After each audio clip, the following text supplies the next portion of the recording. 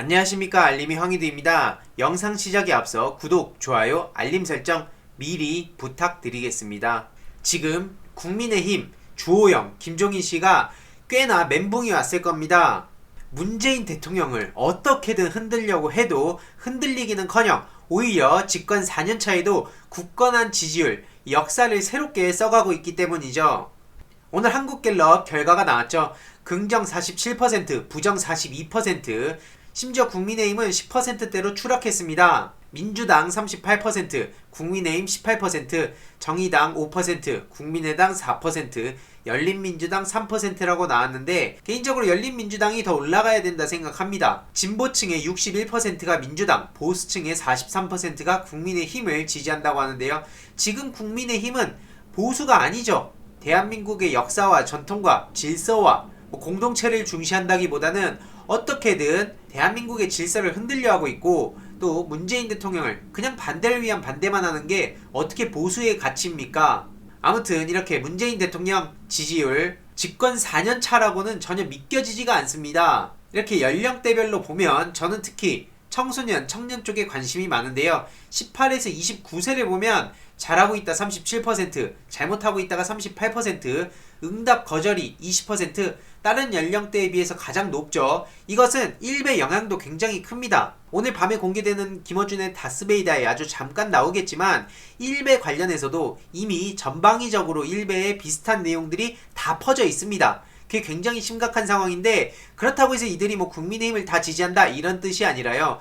반민주 세력들이 커져가고 있다. 정확히 말하면 이렇게 표현할 수 있습니다. 민주당, 문재인 정부에 계속 반대하고 공공이 공산주의다, 독재다, 이런 식으로 생각하는 청소년, 청년들이 늘어나고 있다는 게 저는 굉장히 중요한 문제라고 생각합니다. 아무튼 국민의힘을 지지하는 사람들은 무려 89%가 잘못하고 있다고 하는데, 애초에 반대를 위한 반대를 하는 사람들이 주로 있죠. 저는 오히려 6%가 문재인 대통령을 잘한다고 하면서 국민의힘을 지지하는 게 신기할 따름입니다. 그리고 이렇게 민주당 38%, 국민의힘 18%, 2배가 넘는 격차를 보여주고 있죠. 연령대별로 보더라도 지금 더불어민주당이 20대에서 30%, 국민의당이 6%, 국민의힘이 8%입니다.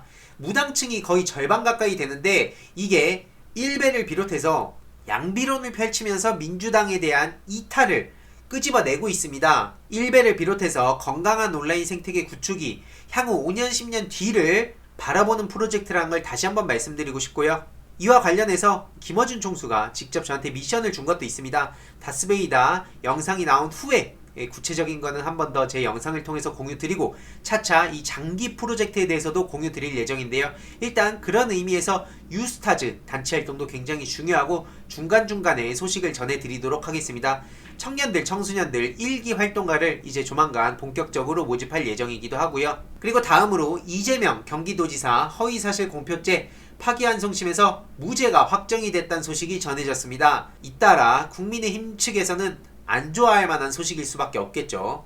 왜냐하면 거기는 사람이 없습니다. 지금 민주당에서는 이제 김경수 도지사도 무죄를 받게 되고, 또 이재명 도지사는 이미 무죄를 확정받았고, 이외로도 어마어마한 인재풀이 있는 반면에 국민의힘은 청년 조직까지 거의 붕괴되다시피 했죠. 너무나 비교가 되고 있습니다. 이런 상황에 여전히 김종인 씨는 정신승리를 하고 있는데요. 국민의힘이 정권 교체할 가능성 51% 이상이다. 어떤 근거로 저런 얘기를 하는지는 모르겠습니다만 조선일보만 보면 그렇게 생각할 수 있겠죠. 진중권 씨랑 또 저렇게 나서기도 했는데요. 51%는 맞는데 그게 400년 뒤일지 700년 뒤일지 모른다. 현명한 국민들은 당신들의 깊은 뜻이 무언지 다 안다. 오로지 본인들의 인기를 위해, 존재감을 위해 국민들을 팔고 국가를 들먹인다는 걸 안다. 이런 네티즌들의 반응만 보더라도 별로 환호받지 못하고 있네요. 아무튼 중요한 것은 지금 민주당에서 11월 중으로 공수처를 출범한다고 했죠. 최근 이낙연 대표, 추미애 법무부 장관도 직접 과천의 공수처 사무실까지 방문하기도 했는데요. 지금 공수처 본격적으로 출범해서 나경원을 비롯해서 윤석열 패거리, 적폐 기득권 세력들을 하나씩 바로 잡아가다 보면 분명히 민주당의 미래는 밝을 수밖에 없습니다. 그런 의미에서 지금은 우리가 공수처에 초점을 맞추고 일단 검찰개혁을 시작으로 언론, 사법, 정치, 재벌, 기득권 세력들 다 개혁해야 된다는 점을 다시 한번 말씀드리고 싶습니다. 아무튼 그래서 오늘의 결론, 지금 애써 정신승리하는 김종인 정말 딱합니다. 이번 내용도 유익했다면 구독, 좋아요, 알림 설정, 멤버십 가입도 정말 감사드리고요. 이 내용도 주위에 널리 공유 부탁드리겠습니다.